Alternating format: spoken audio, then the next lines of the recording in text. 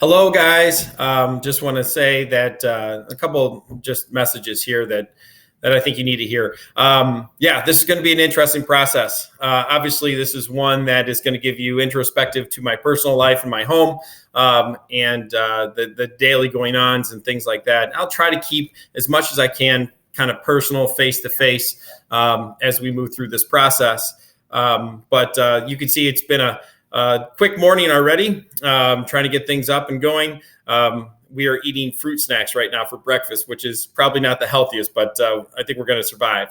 But, it's going to be a process, one that I want you to know, and this is an important message, so please do listen to this, that we're in this together.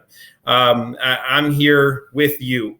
And I'm experiencing the same things that you are in this newness. And if you have issues or there's something going on or you can't, something's going on that week or with the family, anything like that, please don't hesitate. Email me, message me through Google Classroom, and we can get things taken care of. This is new to all of us, and it's one that I stress to you again that we're going through this together. But on my end, I hope to keep things as interesting as possible. I want to make these fun. I want to try to make the best out of this situation as much as we can. I think that's the only thing we can do in life. And it's one that's an important lesson to learn. So hopefully we can go through that together. But as we move forward, we start today. So without further ado, we start remote learning. I'm going to start today as you will. So good luck, Godspeed. So first, I just want to let you know that this whole presentation is linked on the calendar, and so you'll see that. And we're just going to go through a few slides today and pick up where we left off.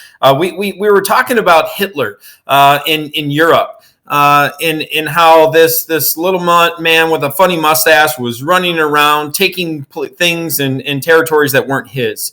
And you have to understand the reason why this was illegal was because of what happened after World War I. Obviously, countries recognize that this starts tensions in the world and leads to things like world wars. And so to prevent that, they created a set of laws that were there to prevent countries from doing what Hitler did. Now, Hitler did this all in the name of the fact that what he said that these people were of Germanic heritage and that therefore the territories that they lived on were truly German. And it wasn't just, the British and Chamberlain who were allowing this to take place. The whole world sat back in these policies of appeasement and let Hitler take territory after territory, annex them, claim them, until it got so far out of control that he darn near took over the world. This is the process of appeasement, the policies of appeasement to Hitler, and a reminder too that Hitler himself was able to host the Berlin Games, and people looked at the Hitler regime and the Nazi regime, as Chamberlain did, as something that was a non-threat, so to speak, to the world. It was a bad misread, and it almost cost us. But when you think about this, you have to think about America's involvement too. And America completely sits out of all of this. And it even has a Neutrality Act of 1939 where it still claims that they are neutral. And this even happens in a sense, leading up to Poland. When Poland's invaded and this war begins, America has to at least start doing something for her allies. And I stress something because it's not a big thing. It's known as cash and carry. And cash and carry was done because of what the fears were from World War I. America gained a lot of debt as it lent out weapons and supplies to the countries like the British and the French who were fighting this war. And in turn, this created a lot of war debt and a war debt fiasco where, we were giving money to Germany. In turn, Germany was repaying Britain and France. And this kind of debt cycle, as this money came around, came back to bite us as, the stock market crash of 29 dried up the money. And it really took a huge hit to the world economy. So as you start to think about this cash and carry, what it truly means is that the European countries, in this case, it will be France and Britain, would have to come over with their own ships, pay us in cash. We're not lending these weapons or supplies. They are going to pay us in cash, in a sense, on the spot, and they will have to carry those weapons back to Europe on their own ships. So we don't have incidents like the Lusitania from World War I again. That's the thought process. That's what they're trying to prevent. So that's how things start to move forward for America. We start cash and carry in 1939. So in this next slide, we see that 1940 becomes a really big year for the world. And the reason being is that Hitler now, as I mentioned before, is out of control so much where we might not be able to stop Germany. Germany had built up weapons from his time as chancellor and then declared Führer of 33. Hitler started to rebuild Germany by weaponizing and the Autobahn even. Which people think of as a highway for cars to drive really, really fast on, was actually for war. It was preparing for something known as Blitzkrieg. Blitzkrieg was to use this national highway system that split Germany basically in two from east to west, where he could attack and defend its borders. And you have to understand that Hitler has been building up his panzer divisions and tanks to be able to attack and spread basically his arm of war. This is where you see Hitler. Hitler is going to create also the Luftwaffe, which is going to be his version of our American Air Force, and this is where Germany is really going to spread its power. Paris falls in 1940. Guys, this is unthinkable. Here's a world power, France, perennial world power. They have been there every year. They are one of the countries who their economies is one of the strongest in the world, and here they fall in a matter of months. For Hitler, this has to be something that proves, to him in his mind, that this Blitzkrieg, this Nazi regime, the Third Reich, is something that is attainable. And it makes some of his people even believe. But Paris really shocks the world. And it shocks America. It shocks our President Roosevelt. The thing that is troubling is that the American public is not truly behind this war 100% yet. And that leaves Britain to battle this war on her own. At this point, remember, Stalin and Hitler have a pact that's signed, a non-aggression pact, where they were not going to attack one another. So Britain at this point has to try to fight off the Germans. Now, there's obviously a French resistance in Free France that's going on too. You have multiple countries and underground movements where they're fighting back against Nazism. But Hitler knows that if he can take Britain, that this is really going to go a long way into really, him and his want to take over Europe and eventually the world. But what Hitler sees is not a whole lot of options. The English Channel is going to protect Britain. It is an island. And so to try to lead some type of invasion on ground could be really costly. We know even from our own estimates and what actually did occur on D-Day that these full frontal assaults are dangerous assaults. And that's what they would have to do. So he used the Luftwaffe, the Air Force, to go in there, the German Air Force, to bomb major cities. And this became known as the Battle for Britain. And what America did during this time was basically still continue the policies of cash and carry.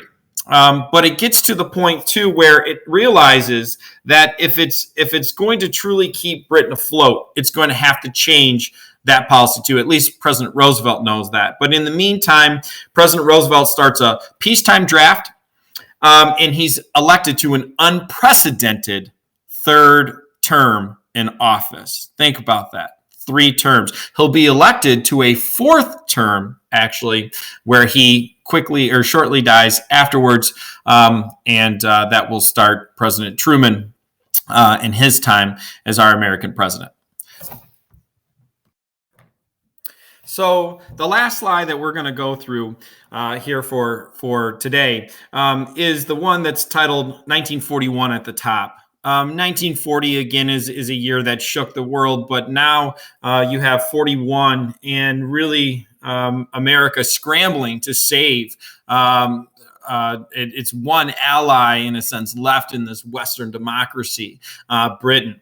And it has to change its policies, cash and carry. Cash and carry, guys, was a step forward in the sense of America leaving neutrality, leaving this isolationist policy that it had towards the world after World War I. But it was a small step. The next one, Lend-Lease, is a big step. And Lend-Lease is where we start giving the president power to lend our weapons, our supplies, anything that Britain is going to need to fight this war, so she can stay supported long enough for America to decide to get involved. The president has the right, the full power to do so. And you can see that this is going to be one that's this act is going to be one too that is going to be fought. I mean, Lend-Lease is again, it's a major step forward out of isolationist policies. A lot of Midwestern states will be opposed to this. And you got to ask yourself, why? Why would the Midwest again be opposed to this type of policy? And there's a couple of reasons, but one of the biggest ones, and we've done this in class, is remember German heritage in the Midwest. It's still strong. And remember, no one knows the horrors yet of World War II and what the Nazis are doing. They have done a heck of a job of propagandizing not only their own people, but more so the world. And yes, their people know that horrible things are happening, that people are disappearing, but the extent, they really don't find out till the end. And yes, they turned a blind eye to it, which is troubling in itself. But they don't know the Nazi regime. And really the people who truly know that obviously are Hitler and his henchmen. But as we move forward and you think about America, think about too the opposing party. I mean, we know this today, divisiveness in politics. The Republicans oppose Lend-Lease. And this is too because they were the promoters of isolationist policies of the 1920s. And even carrying in through the 1930s. But remember, both were at this point in time. 1930s were the Great Depression. But America is moving out of that, and it is building again, and its factories are booming with war supplies. And America is gearing up for war. It just needs a reason to become involved in this war.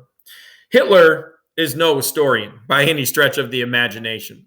And he was really, in many regards, his leadership was extremely poor as far as his decision-making with the military. To invade Russia, which he does, is going to lead Germany to fight a war on 2 fronts. It's going to push Germany to the edge, the brink, in a sense. And because it couldn't take Britain, because of satellite systems that are discovered, and Churchill, who's the new prime minister of Britain, who starts to institute blackouts that save British cities, these policies start to change and save Britain, but in the end, Germany needs more resources too. And so Hitler gambles and he invades Russia. And he's after Russia for a lot of reasons, but basically raw materials, oil and coal. And in doing so, this is going to cost really Hitler the war. It's often underestimated too what the Russians did to help win this war for the Allies. I mean, they did have a major part of this. The Americans, the British, Canadians, Free France, they're going to come from the western side of Germany. It is the Russians that come from the eastern side. And they both close in on Berlin as this war goes on. But in 1941, the Americans Roosevelt makes a major step towards war. He has a secret meeting, and he has it with Churchill. And this is known as the Atlantic Charter. And this is a way for the two to discuss what this war is going to look like when America gets involved. And what they're discussing is basically how they're going to protect one another, how they're going to protect each other's shipping rights, and how they're going to keep Britain fed with weapons and to fight this war. America needs a reason. It will find its reason. December 7th, 1941, as Roosevelt said, a day that will live in infamy with the attack on Pearl Harbor. To that point, it is going to be Lend-Lease that helps keeps Britain afloat and takes America a major step towards World War II. The last thing that I have for you guys is just a review slide. So if you could go through that review. Also, there's going to be a Google form that you have to fill out from this PowerPoint. It has 3 quick questions on there, and they're just kind of highlighting some major takeaways within this lecture. I hope you guys enjoyed it. We're not going to do a ton of these, but like I said, I want to keep it mixed up. I want to keep things changing. That way you guys don't get bored with things. So tomorrow, we continue this process. So have a great day. And I hope that you're keeping yourself well and you're helping your family as much as you can.